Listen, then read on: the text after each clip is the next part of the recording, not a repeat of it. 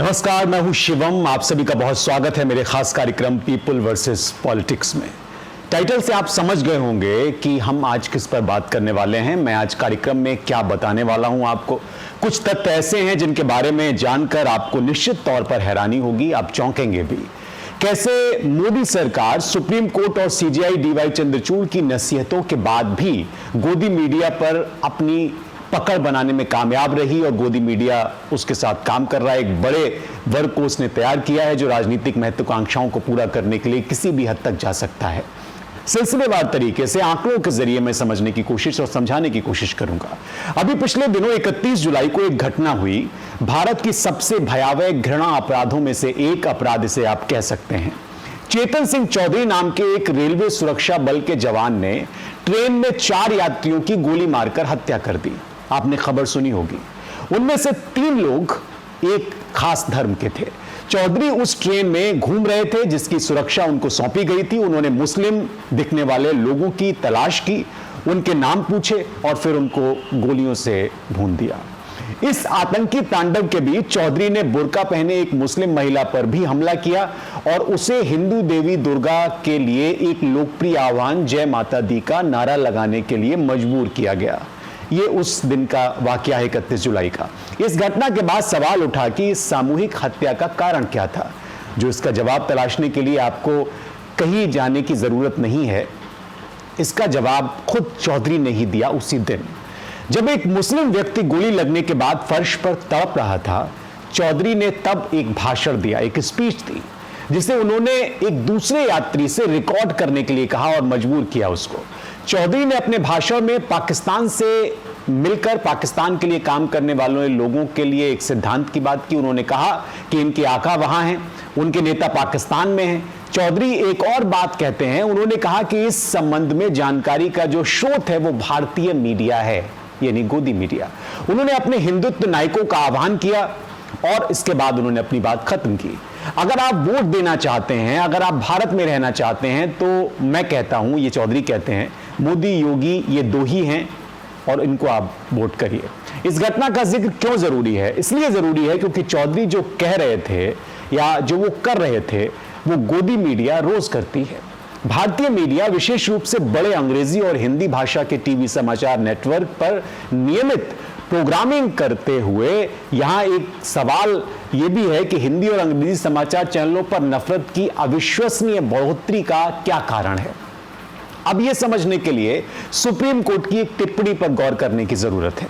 2022 में supreme court ने भारतीय मीडिया में नफरत पर एक मामले की सुनवाई करते हुए दर्शकों को दोषी ठहराया था।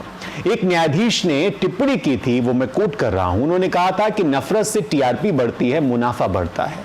निसंदेह इसमें कुछ सच्चाई भी है। नफरत का एक दर्शक वर्ग होता है, लेकिन क्या भारत के हिंदी और अंग्रेजी बोलने वालों के बीच इसकी इतनी बड़ी दर्शक संख्या है कि मीडिया चैनल मुख्य रूप से नफरत दिखाकर बच पाएंगे? समाचार चैनलों के लिए दर्शक संख्या नापने का कोई सीधा तरीका नहीं है, लेकिन हां यह जरूर है कि YouTube पर दर्शकों की संख्या के लिए एक उत्कृष्ट डेटा है जो पारंपरिक समाचार चैनलों के विकल्प के रूप में तेजी से उभर रहा है। YouTube पर हिंदी करंट अफेयर्स सामग्री आपको मिल जाएगी और काफी संतुलित सामग्री भी मिल जाएगी। बेशक इसमें नफरत और कट्टर हिंदुत्व की सामग्री भी पर्याप्त मात्रा में उपलब्ध है, लेकिन लोकप्रिय सामग्री निर्माता भी हैं जो उदार विचारों को आगे बढ़ाने का काम करते हैं और सरकार की जांच करने की कोशिश करते हैं, उनके कामों की जांच करने की कोशिश करते हैं, उस पत्रकारिता में भूमिका निभाते हैं। दूसरी ओर यह दिखाने के लिए बहुत सारे डेटा हैं कि भारतीय मीडिया में नफरत ऊपर से नीचे तक किस तरह से है। जो सरकार और मीडिया मालिकों द्वारा संचालित किए जा रहे चैनल हैं, ये कैसे होता है, ये समझने के लिए हमें पहले ये स्वीकार करना होगा कि भारत में जो प्रमुख समाचार चैनल हैं उन पर सरकार का गहरा नियंत्रण है, पकड़ है। केंद्र सरकार के पास समाचार चैनलों के लिए प्रसारण लाइसेंस देने या रोकने की क्षमता जैसी मजबूत शक्तियां हैं। एक उदाहरण देके मैं आपको समझाता हूं, समझने की कोशिश करते हैं। 2021 में मोदी सरकार ने मीडिया वन नाम के मलयालम समाचार चैनल के प्रसारण के लाइसेंस को नवीनीकृत करने से इनकार कर दिया और इस पर रोक लगा दी। समाचार ने चैनल के खिलाफ राष्ट्रीय सुरक्षा आरोप का इस्तेमाल किया गया, सरकार ने किया इसका, और मीडिया वन को यह बताने से भी इनकार कर दिया गया कि वास्तव में इसका क्या मतलब है। अविश्वसनीय रूप से मोदी सरकार के कार्यों को केरल उच्च न्यायालय की 2 पीठों ने बरकरार रखा। अप्रैल 2023 में यानी इसी वर्ष सुप्रीम कोर्ट ने केंद्र के आदेश को रद्द कर दिया और तथ्य यह है कि केंद्र द्वारा पूरी तरह से मनमाने आधार पर चैनल के प्रसारण को 1 साल से ज्यादा समय तक रोका रखा गया, उसके प्रसारण को रोका गया। यह दर्शाता है कि केंद्र सरकार समाचार चैनलों पर किस तरह की छड़ी चला सकती है, हंटर चला सकती है। सरकार के पास तरकीबों के थैले में कुछ रसदार गाजरें भी हैं। जी हां, इसका मतलब यह है कि सरकारी विज्ञापन से पैसा कमाने वाले टेलीविजन समाचार चैनलों के लिए राजस्व का एक प्रमुख स्रोत है। ये उदाहरण के लिए 2017 और 2022 के बीच मोदी सरकार ने टेलीविजन विज्ञापनों पर 526 करोड़ रुपए खर्च किए अकेले। उत्तर प्रदेश में ही भारतीय जनता पार्टी की सरकार ने अप्रैल 2020 और मार्च 2021 के बीच टीवी विज्ञापनों पर 160 करोड़ रुपए खर्च किए, जिसमें सबसे बड़ा जो लाभार्थी चैनल है वो अरबपति मुकेश अंबानी का है, रिलायंस इंडस्ट्री, उसके स्वामित्व वाला नेटवर्क 18 समूह। सरकारी समर्थन और टीवी नफरत के बीच संबंधों की ताकत को समझने के लिए आप ये देख सकते हैं कि कट्टरपंथी Hindutva TV channel Sudarshan news को उत्तर प्रदेश सरकार से विज्ञापन समर्थन मिलता है।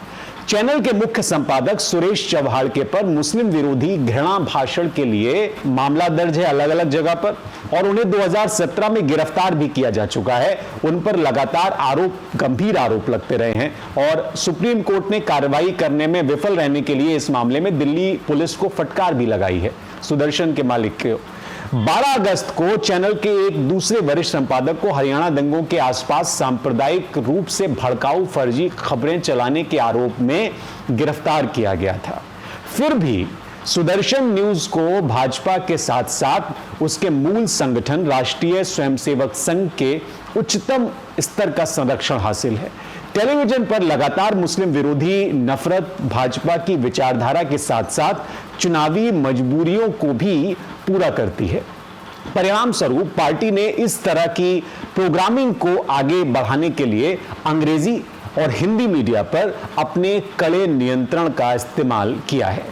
सार्वजनिक बातचीत को आकार देने में मास टीवी मीडिया की लगभग वर्चस्ववादी स्थिति को देखते हुए यह पार्टी के लिए एक बड़ी जीत हो जाती है।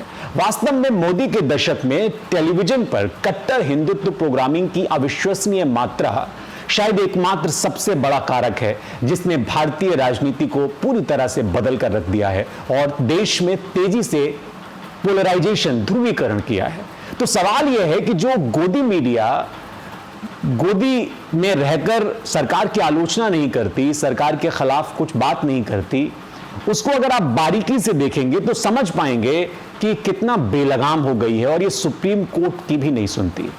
लेकिन इसके लिए असल में जिम्मेदार कौन है? जिम्मेदार हैं दर्शक, समाज, जो इसको बढ़ावा देते हैं, और दर्शकों का एक वर्ग इस तरह से काम करता है जिससे इसको और मजबूती मिलती है। सरकार इसको सपोर्ट करती है नैरेटिव गढ़ने के लिए। यानी गोदी मीडिया ने कितना नुकसान किया है इसका आकलन आप खुद करिए, कमेंट करके आप बताइए कि ये नुकसान कितना खतरनाक है देश के लिए, लोकतंत्र के लिए। आज के कार्यक्रम में इतना ही, मुझे दीजिए इजाजत। लाइक, शेयर और सब्सक्राइब का आपसे अनुरोध है।